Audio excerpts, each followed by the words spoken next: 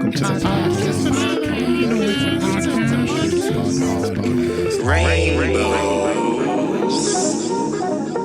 on wax. G'day and welcome to episode 5 of Rainbows on Wax. My name is Alex. I'm Steve. And we're here to talk about how to be an independent artist in 2024. Should you be an independent artist? Should you sign to a major record label? Should you sign to an indie label? Let's dive in and figure out if any of these things work, if none of them work, if all of them work. I own a record label. It's a very small record label. I own it with Matt Corby. We are underneath a major record label, Warner Music. I was fiercely independent all through my music career. I think I still kind of am a little bit, but there is so many benefits to working with a label. There are so many benefits to being independent.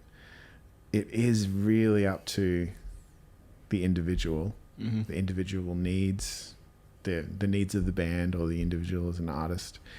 There's no right or wrong in particular. I think it's more about timing. And your goals, really, right? Yeah. What do you want to be? Where do you want to end up? What have you done already? Do you want to be that stadium rock star, or do you want to just be a folklore storyteller? Yeah. Playing on smaller stages. You know? Yeah. There's a lot of, let's talk about, I guess, being an independent artist. I think things like in this conversation is handy to know about, if you are an independent artist and want to sign to a label, things that you should be aware of, things that you should consider before doing these things. I'd say the biggest one is all your problems are probably going to get bigger when you sign to a label, actually. The things you're required to do.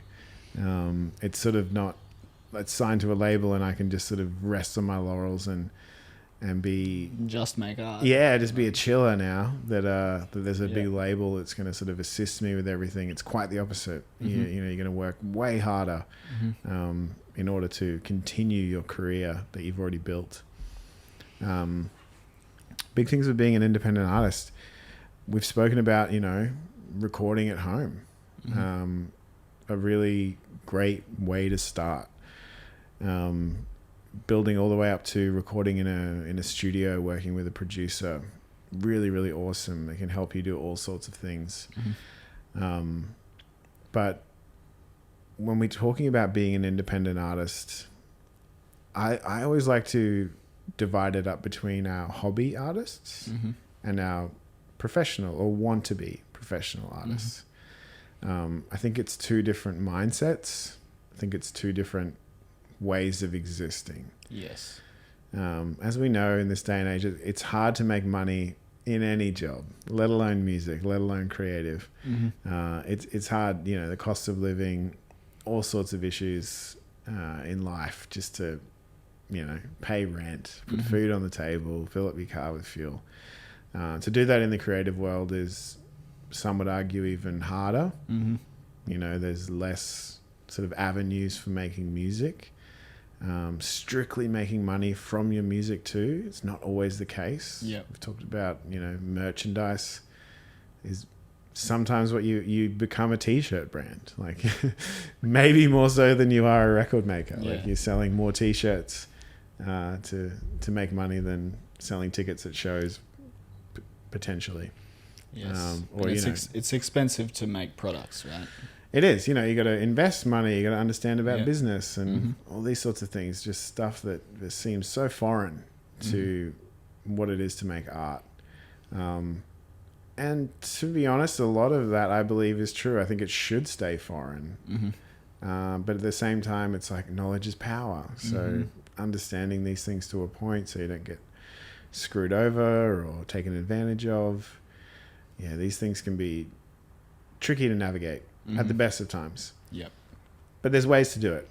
We have successful independent friends People who are making a living out of music independently, people who are making a living out of music signed to a record label. I have friends who do both, which is cool. A big one for me is like, and we'll talk about hobby artists, but I want to talk more about professional artists. Yes. I think hopefully most people out there would like to be a professional artist or would like to make moves to get there. Yes. Now, I've just made up these numbers. I feel like they're kind of rough, but I would say it's around 80 shows a year to start. Is kind of when I think you can sort of be like, all right, like you may be making some kind of money, some sort of income, you would hope, from playing 80 shows a year. That could be cafes, small venues, supports, home shows, busking, heaps of cool opportunities, plenty of, whatever it is that your style of music suits. Not every style of music suits busking, but just to like talk about live shows for a minute before we talk about how to make money from your recorded music. Live shows is got to be one of the only ways, or one of the major ways, let's say, to get paid for your music. And then the other caveat is, right now we're losing a lot of venues. So losing venues. You got to get really creative on how you not only create that opportunity for yourself, but to get people there. Yeah. So. Yeah. Selflessly promoting yourself. Again, another thing that not everybody wants to do. Sometimes the best musicians, the best songwriters, they really don't want to do it. It really shits me. It's like, no shade to anyone out there who's like selflessly promoting themselves. Sometimes they're the ones who are just like, your music's not ready yet. In a way, but whatever. It's not up to me to decide. It's up to their fans and up to their people. But yeah, playing a gig. So you might get like a few $100 to play at a pub. Heaps of pubs around the country to play in. Even when I was like younger busking, like I'd probably make $200, $300, which isn't that bad. No. Like we're talking Townsville Mall. Yeah. Not very busy, say compared to like Brisbane or like a really sort of, a busy like street or hub. I feel like some artists could do quite well. Like if you made $1,000 in a week from busking, I'd say you're doing pretty good. That's a good wage. It's a really good wage to pull in. It's all cash. Do as you will with it. The standard sort of things, living in a van.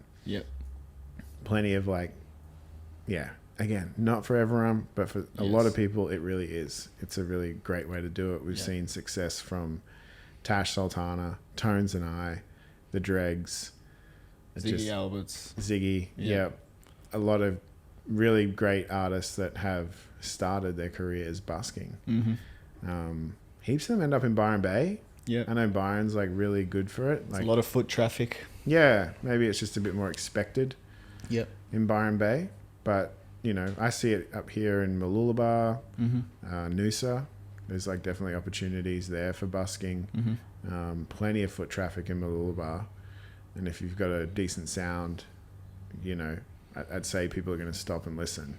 Even at the local IGA, there's going to be sometimes there's just a lonely saxophone player just playing jazz tunes. You know, you can get creative with it.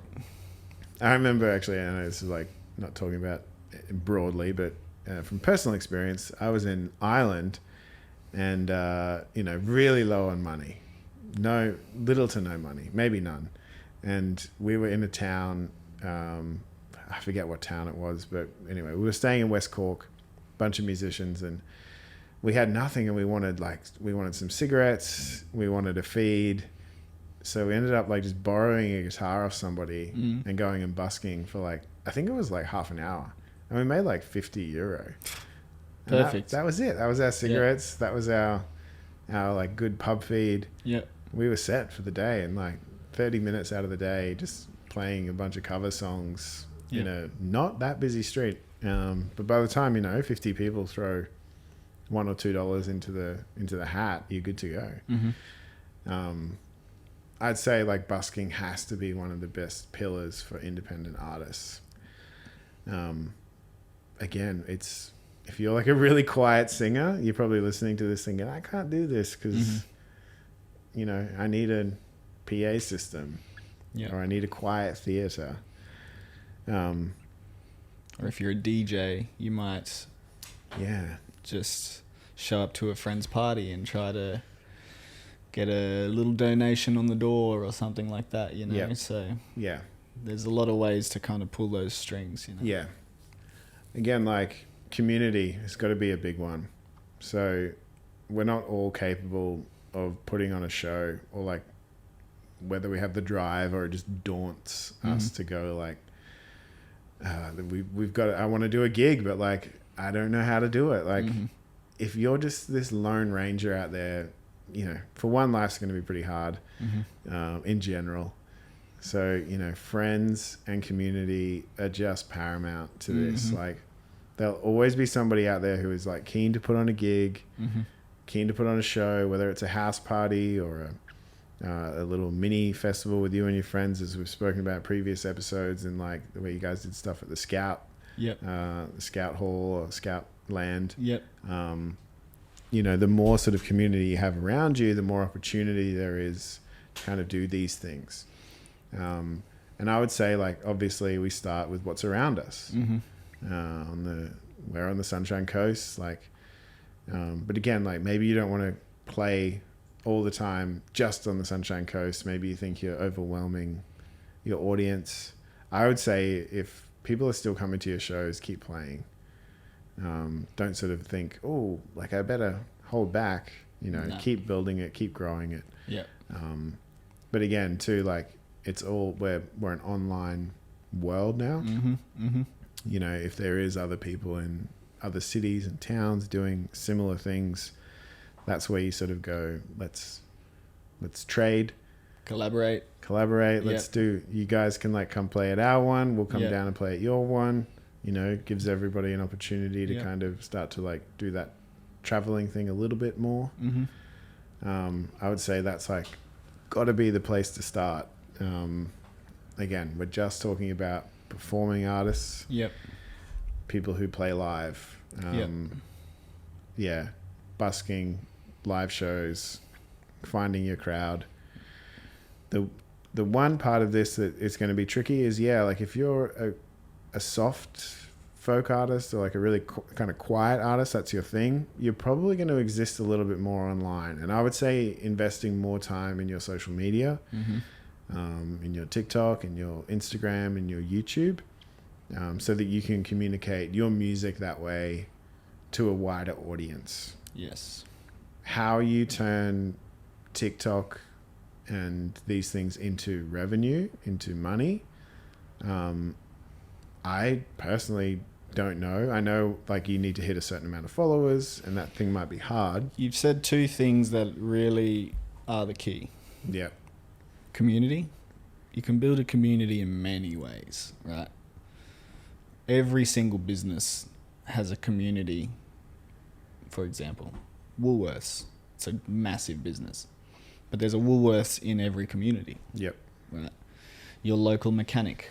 He's your local mechanic that serves your local area. He serves the community in that sense. If you're a local musician, connect with your community and serve that community. The other one you said was... it's just lost me. Like Instagram, social media, building revenue. Sorry, communication. Communicating. As artists, as a singer, for example, you use your voice to communicate your stories. We're communicating to you guys right now. This is a way to build community. So those two things right there, if you can be very creative with your community and your communication, that's sustainability. You're going to build an audience. You're going to build a fan base, no matter what platform, no matter what infrastructure you're using, that's, I think, the main way to sustain your career. Yeah. You've got to be entrepreneurial. Yeah. You've got to be super creative with how you brand yourself, how you, like you said, how you busk, how you show up for and book shows, how you connect with other communities, how you create merch or other offers off the back of your brand that is you, your face, your voice. Yeah. So, yeah, if you are just living online and existing online, you might build this great community, and you can sell them a t-shirt. Yes. You can say, well, hey guys, if you want to support me, like, I've made these t-shirts. They're $10, $20, $50, $100, whatever they are, whatever you think is the appropriate price to sell these at. A big thing that always came up when I was younger was, and it might be a little bit different now, like with cost of living and things, but it's like 1,000 fans buying everything that you put out, and you will be a sustainable artist. That it's a little bit different now, but that mythology is still true. Yeah. The true fan base is, like, if you want to make $100,000 a year, if you have 1,000 fans, they just need to pay you $100 each per year. That's $100,000. Yeah. So if you can put offers in front of your fan base that are worth $100, for example, you can sustain your career. Yeah. And $100 could be broken down like a $50 t-shirt to $25 albums. And simple a ticket. A ticket to a show. Yeah. Without even looking at tickets to shows. You could just be talking about physical pieces of stuff. Yep. People can buy from you. Yes. Shows, obviously, and business people, we can all figure out breaking this down in our mind. We're talking about, what is it, net and gross costs of things. But like, say if a t-shirt costs you $10 and sell it for $50, you've made $40, there's other costs involved, sending and things like that. But yeah, you're right. Like, if you could sort of aim to make around $100,000 a year, you're probably bringing home enough money to live and survive off all those things. And all of that can be done from 1,000 people who are really invested in what you're doing. Yes. No, not to get like weird, but like those OnlyFans, right? Like, people are subscribing and paying them monthly subscription fees to buy their content. Yes. And I know their content is obviously sexual in nature most of the time. Supply and demand. Yeah. We're all hornbags. But it's like that. Like, it's again, it's just sort of, people love music as well as much as they love like nude pictures or whatever. Like, we love it. And it's often sort of like, okay, I can just go and listen to your music on Spotify. That is how people are going to, like your things. But again, it's about this community and how you communicate to your community, and just tell them and ask them, like, so many people are like, pre-save my song. Does that really like result in dollars? Not really, for a really long time. Like, a really huge amount of streams to like, for it to turn into dollars in your pocket. Don't rely on streaming. Streams are cream. Yeah. Streams is cream. And like, if you get a bit of cream from your stream, good for you. It can be whatever. Buy a new outfit. Yeah. Could be a few $100s. Could be a few thousand. Even I, like, I've got songs that have millions of streams. Like, I never see more than a few $100s come in a month from millions of streams from different songs. So yeah, you really need a considerable amount of streaming numbers before it results in any kind of like substantial amount of money. And it fluctuates. But the things that you can rely on are things like t-shirts, CDs. Yes. People are still buying CDs. They still want to hold a physical thing in their hand. Yep. If they're really invested in you, they're going to buy that CD. CDs are cheap and easy to print. They're just a really great merch item. And again, like, there's that many things that you can do and buy and sell with your brand on it to, get some money in your pocket. So let's talk about branding for a second. All right, let's talk about Matt Corby's branding. Yeah. What works about Matt Corby's branding? Like, why do we know? Like, we say the word Matt Corby, and his face and his music pops up into our head. Yeah.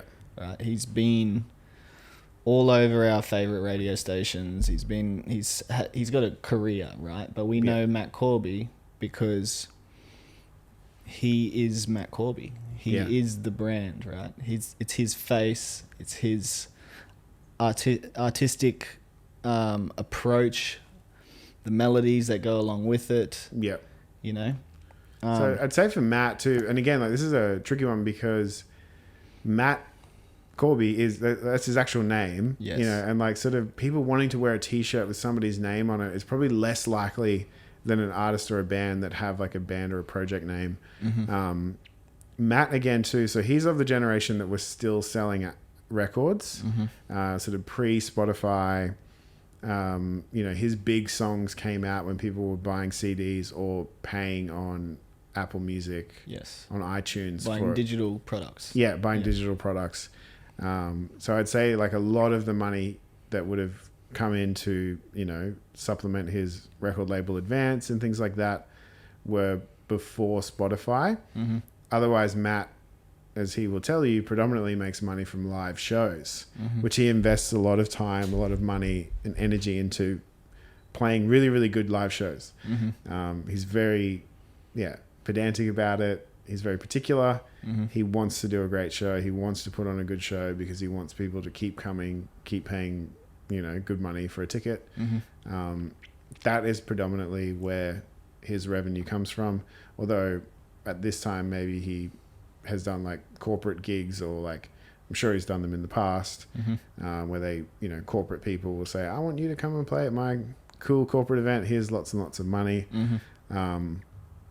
Syncing as well, sort of getting a song on an ad or a TV show, a movie. Those, again, they're not things that you can just rely on, even if you're Matt Corby. Like, it's not like one-off opportunities, right? Yeah, it could be, and it could just happen once. Like, it's not like you're getting a song on a movie like every week. Like, it's a really kind of rare thing, and like it's shared around a lot. Some people are luckier than others to get their song on something.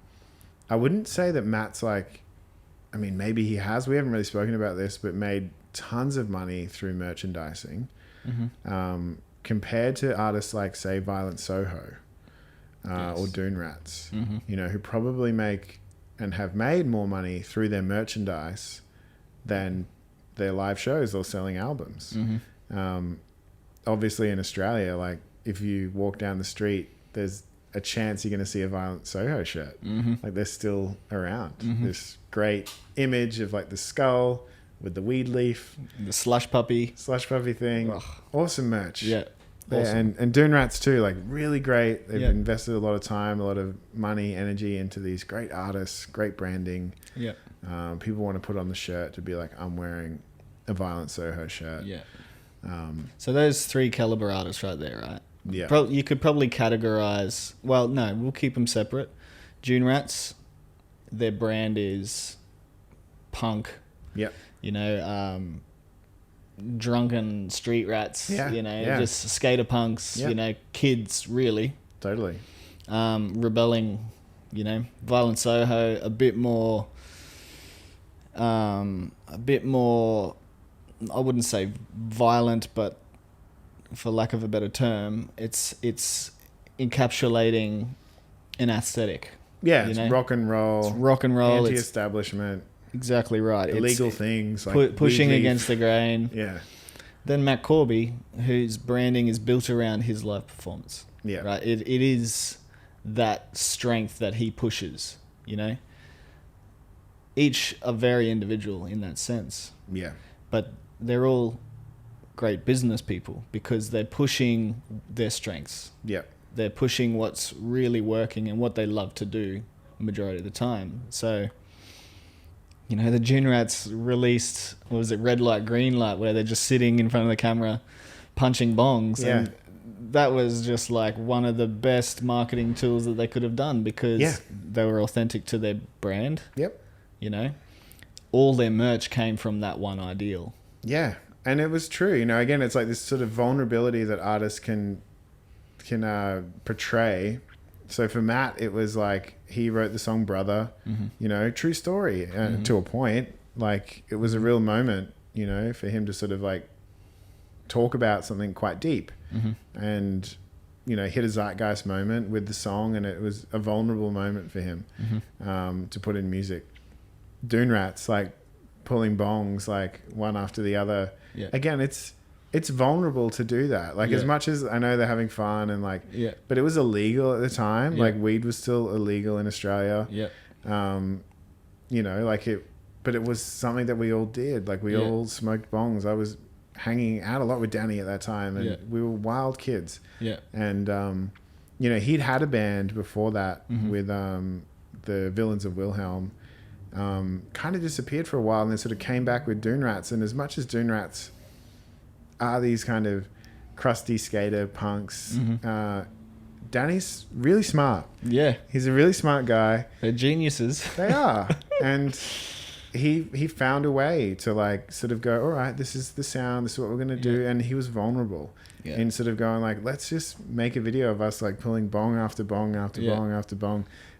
People will take notice. And they did. They really did take notice, and they've continued to take notice as that band is still touring, still selling out great shows, still selling merchandise. And I don't know, you know, I haven't spoken to Danny for a long time, but hopefully still doing really well and just happy in life and killing it. I know, I think it's quite public, but BC is like sober, you know, I'm sober. Like we all kind of figure that out. You know, if we go a little bit too hard, like eventually, you know, it sort of balances out. Yeah, the compound effect. Yeah. I know. It'd be good to get James on here. James is a good friend of mine from Violent Soho. Yeah. You know, they're not playing music anymore. They've had struggles of their own. Yeah. Children. Yeah. James is in another profession now. You know, he's not in music anymore. He still has a record label and we still talk about music and things. He's got one of the coolest opinions on music in the industry. He doesn't give a shit about really what anyone thinks. He's very much his own person. And I don't know, I've always highly respected him. I felt like he's been a mentor for me in a lot of ways. So just, massive respect for artists like him, like Danny, like Matt, all doing their own thing in their own way. To, you know, stay sustainable. They're all with labels. They're not independent bands. They all probably could be. At this point. I'd say it's different now. Like they probably could operate as independent artists, but very different. Very smart people that have helped them along the way from record labels. You know, that's really... The record labels are great at scaling a product. And what you have and getting it out to the world. They're salesmen at the end of the day, you know? Yeah, it's sales and marketing is the two things that is a record label. These days, again, we are sort of talking about three bands that existed at the beginnings of social media. It wasn't as powerful as what it is now. Record labels and independent artists are having to work with social media to build a career. Plenty of cool bands that I see through social media, plenty of great stuff having an opportunity to be found on social media. Social media is as amazing as it is disgusting. It's both. It's awesome, it sucks, everything in between. A necessary evil. Something that we have to be a part of in a way, which is fine because again too, like so much music is best listened to that way. Not everyone can go out and busk. Another good Sunshine Coast example, the Dregs. Someone who's crossed into our lives and, you know, done the busking thing, done the hard yards for years, you know, just slowly built up. They came to the music club. They spoke about their career. There was no real like moment for them. They just sort of one day was selling out big shows. the shows just got bigger. They sell out the venue 50. They sell out 100. They sell out 400. They sell out 5. They sell out 1,000. They sell out 3. It just slowly sort of built up for them, and they built a team around themselves as they kind of moved up through that. I wouldn't say for like the amount of people that come to their shows, like their streaming numbers don't add up for me. They get these enormous shows, but people aren't necessarily streaming their music, and maybe that's going to change. Time will tell.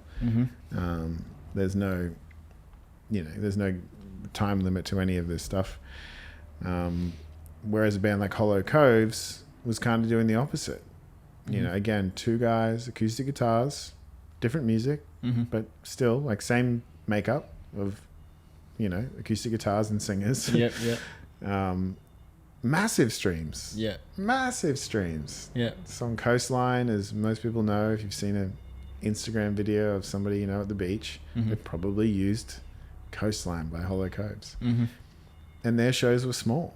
They were playing small rooms with these humongous streaming numbers. And slowly they've sort of built up, to playing quite large shows now, shows all around the world. Yeah. Doing really, really well. Doing the hard yards. Yeah. Constantly honing the craft. And they're not independent, but they're semi-independent. So they're a band that like signed a small deal with a label called Network out of the US. So again, not a super hands-on record label, but still a record label. What are they covering for the band? Like, are they printing mechanicals? No, I think not that I know heaps about this company Network, but they're very good with algorithms. Right. Very good with like Spotify algorithms, Instagram algorithms. Yeah. So again, I don't want to comment too much on like this company. I don't know it that well, but from what I've heard, that's what they're really good at. Again, it's a weird, wide world with. I think we'll do an episode on the expansiveness of recording labels or record labels. Yeah. Because there is so many different ways to be represented. Yeah. And so many different ways you can leverage your art, but that's another conversation. Yeah. Whereas being an independent artist, one thing I will talk about though is if you are an independent artist and you've written a bunch of really cool music and recorded it with a producer, and you go, I've got my record. What do I do? There is these amazing companies that are called label services companies in the country. And one person in particular I want to talk about is Marty Court from a company called the Annex. Marty is amazing. She is a genius. She could run every major record label in the world if she wanted to, but instead she has her own company. Basically, these are companies that act like a label for you. You pay them a retainer to work for a certain amount of months, and they plan out your album release and your campaign. So if you don't have any of that, but you've got money to spend, on somebody to help you get your music out there. Hiring somebody, outsourcing. Yeah. So you own all your music. They don't take percentages. It's just you pay them and they help you, with everything. And again, record labels are sales and marketing. So it's really those two things. It's the sale of the album, whether it's CDs or vinyl or Spotify or using PR companies to get, on Triple J or radio and all those things, to marketing and marketing strategies, digital marketing strategies. So there's these, I'm sure there's a lot more. Just massive shout out to the Annex. If people can afford them or have the money, lucky enough to have the money to use them, highly recommend that company. But I'm sure there's a heap of others in the world and in our country that are pretty decent at doing that. People are trying to constantly rethink label, structure, or everything that, and I guess to be able to get to a point where you can leverage your art, like you really need to do some hard yards, and it doesn't necessarily, like you said, it's like not always busking, it's not always merchandise. It's like you'll find what works for you. hone in on your strengths. Notice your weaknesses. Yeah. Get the feedback you need and find mentors. But there is a sense of entrepreneurship. And you've really, like you said, when we started, you've really got to just be the nerd and learn as much as you can and be a sponge and go to the industry events and just soak it all in, because not every shoe fits. It's not more than one way to skin a cat, as they say. Yeah. There's so many ways out there. There's so many ways of, I guess, as what we're talking about is becoming a sustainable independent artist. There's different ways of revenue streams. Mm-hmm. There's lots of them in how to put $1 in your bank account. Mm-hmm. Finding your way, again, is the key. Is community and communication. Mm-hmm. Asking, just straight up, like talking to your community, whether it's your actual friends mm-hmm. or your online group of people, and sort of say, listen, what do you want from me? Yeah. What do you want from me? Yeah. And again, too, it's sort of, they're probably not going to, a lot of people are like, what song do you want me to write? Yeah. That's no covers. All covers. They're probably thinking these things like, oh, like what kind of music, what kind of, output do they want from me? Whereas I think they need to be asking, like, if I was to make t-shirts, would you buy them? Mm-hmm. That's really more what you need to ask. Hey, yes. like, I want to keep doing this for you. I want to, I want to be there. I want to be this person for you. As a musician, I want to be your favorite artist. I need to, do this a certain way. So mm-hmm. would you buy a CD? Would you buy a sticker? Would you buy a t-shirt? Would you come to a show? Mm-hmm. Those are really just some quite simple ways of asking, your community what they want from you. Because if you were just this epic artist and for some reason, like, you just weren't making t-shirts mm-hmm. and everyone's just wanting t-shirts, like, you're just sort of, cutting off your own foot mm-hmm. for the sake of... You're leaving money on the table. And how many ways are there of making t-shirts? Like, you can print your own. Yeah. You can do print on demand. Yeah. No money up front. Yeah. There's so many great ways that... Work with an artist, like collaborate with a visual artist. Yeah. Split costs. Yeah.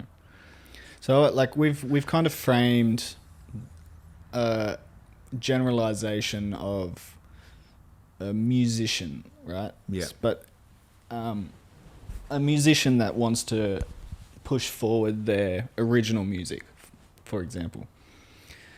There are many other ways to kind of make money off music, So, again, putting that entrepreneurial hat back on, it's thinking outside of the box of just doing this formula of merch, live shows, whatever we just talked about. But if you have songwriting skills, like Christian Patey, he's a great example in our local community of someone who can write amazing songs. Yeah.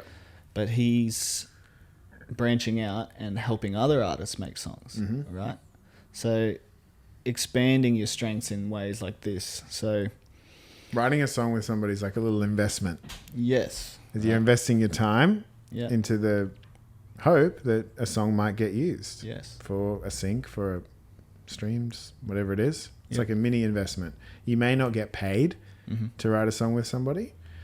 Sometimes you do, but most of the time you don't. You just do it because you want to. Mm-hmm. But yeah, I look at it like a little investment Yes. in somebody else's career that could help you because you write the song together, you own the publishing half. And The brand takes it with them, but Yeah. you can be that silent partner in that sense. Yeah. Right? Yeah. Yeah. You do that like hundreds of times. Like there could be this great little opportunity there. Yep. There's another example is Bobby Alu. Yep. And Paulie B. Paulie is Bobby's silent partner. So all the records that you hear are made by both of them. Yep. Paulie will produce and engineer most of it, and like Bobby definitely does record himself as well at home. But they come together as a partnership and put out this amazing product, you know? Yeah. They scratch each other's backs. It's like the yin and the yang, you Yeah. know? So, Yes, songwriting, compositions, splitting up the product over ownership and putting it out. Yeah. Sometimes it's a hopeful thing, but if you do figure out a good system, it's like using your system. Yeah. You know. Streaming, yes. Licensing, sync opportunities. Sync and licensing is a very good moneymaker. It's more like winning the lottery. Yeah. You have to have good relationships.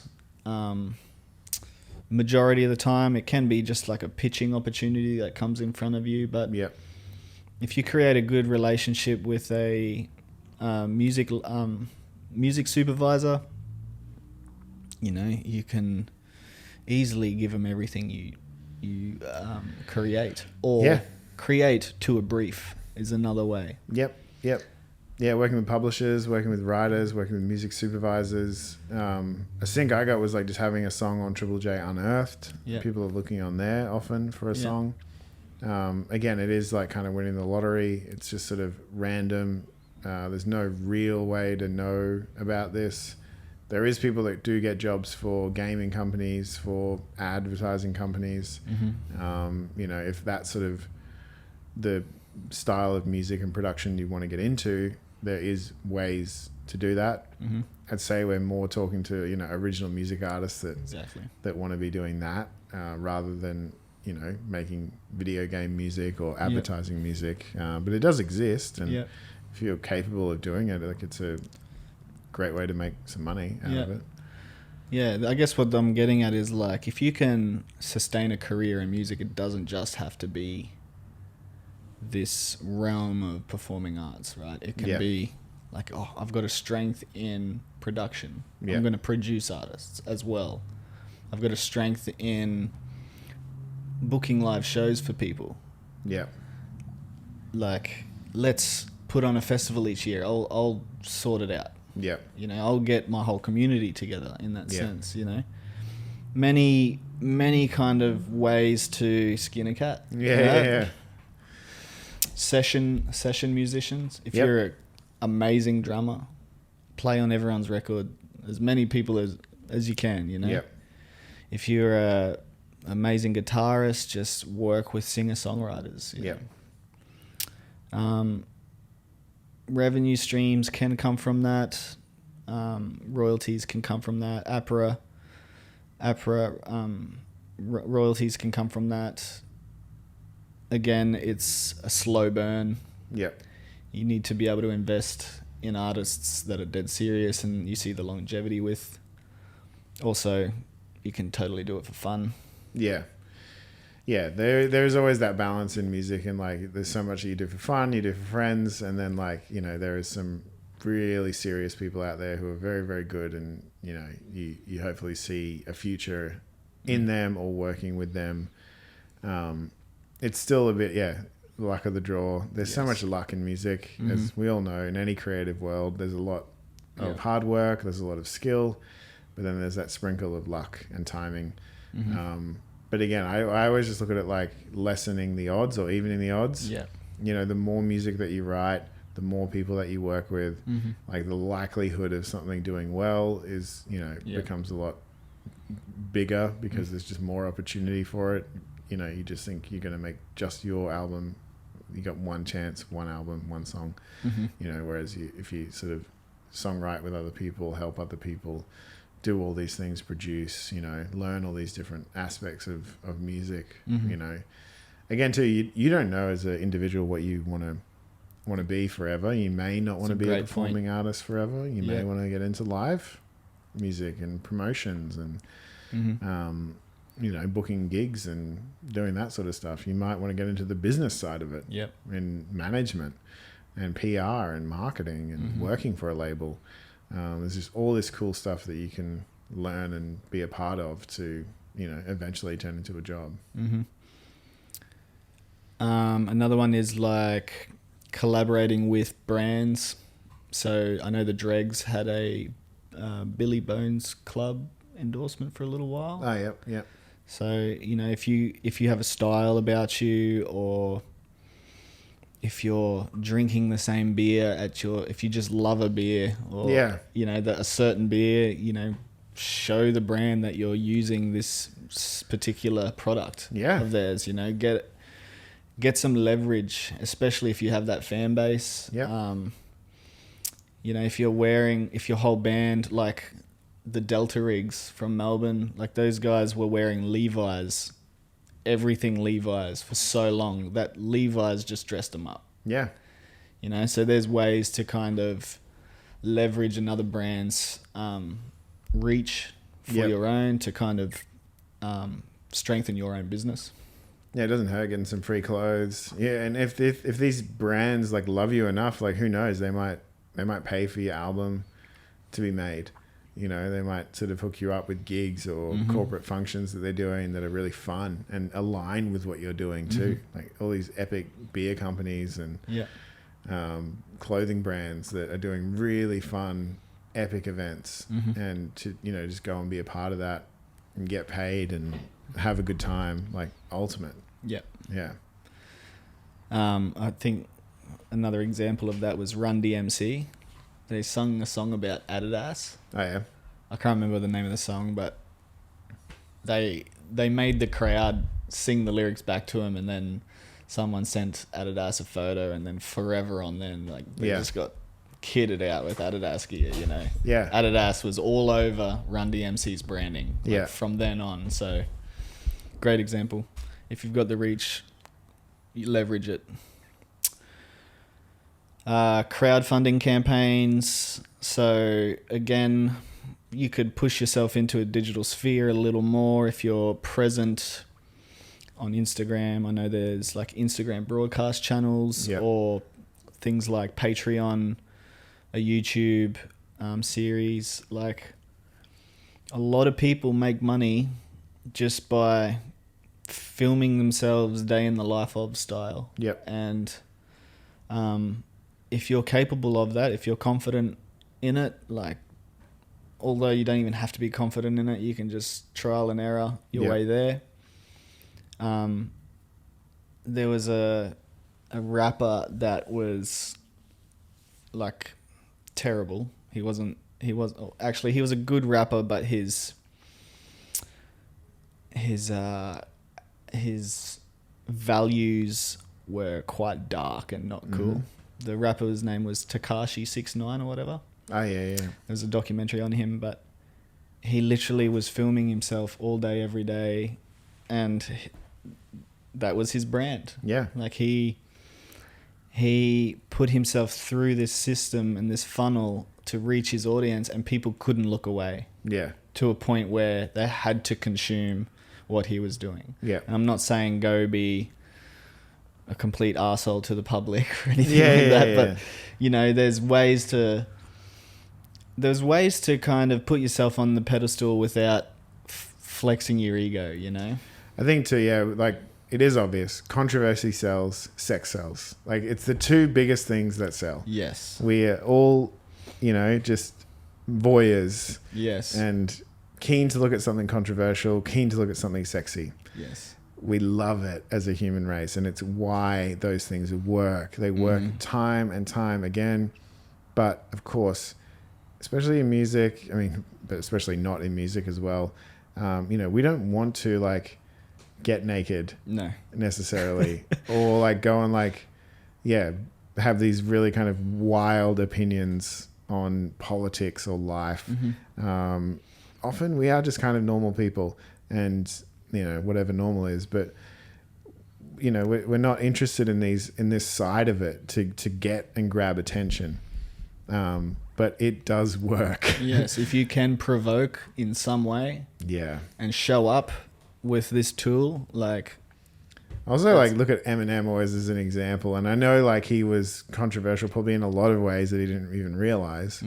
But when you look at the abundance of music that he made, for how long he was making it, I always sort of look at somebody like that and go like, how did anyone think that these people had time for violence? Yes. They were making albums and like writing so much music that it's all just a creative, outlet for them, and putting it in their music to all this, really ultra violent things. And it's their comments on society, on probably what was going on around them, their upbringing. A lot of these things come from real things, not necessarily them. It is just sort of a story. And when you're able to communicate those things, like, it's a big selling point when you're able to communicate your sexiness, whether you're a man, whether you're a woman, whatever it is.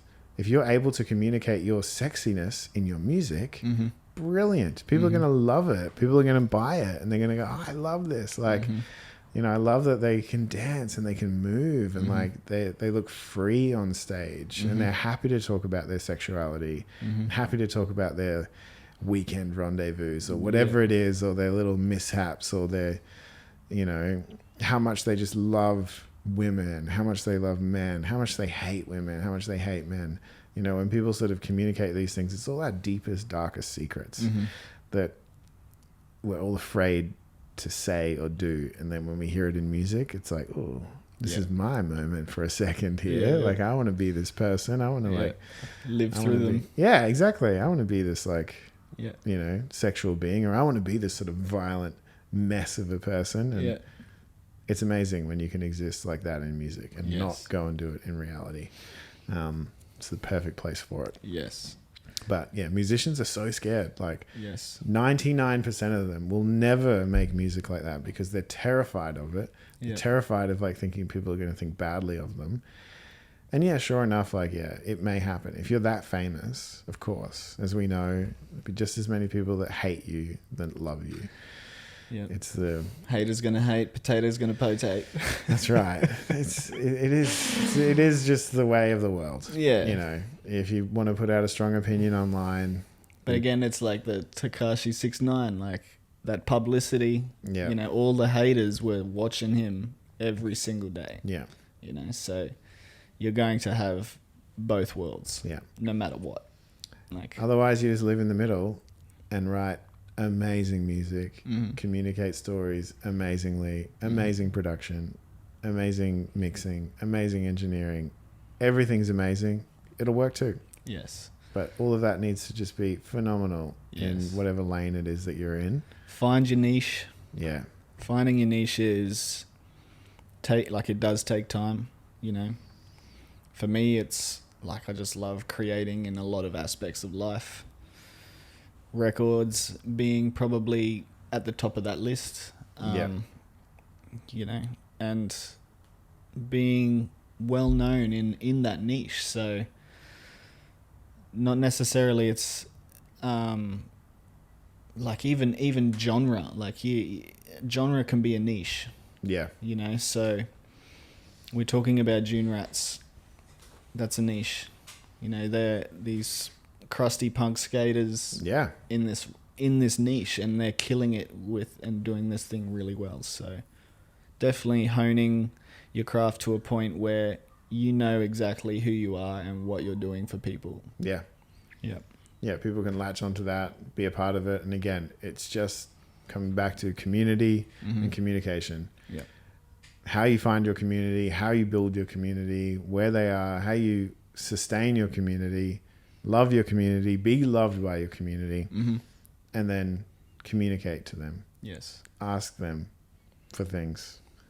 Ask them to follow you. Ask them to be a part of your existence, your life. Ask them what they want. How do you service them as well?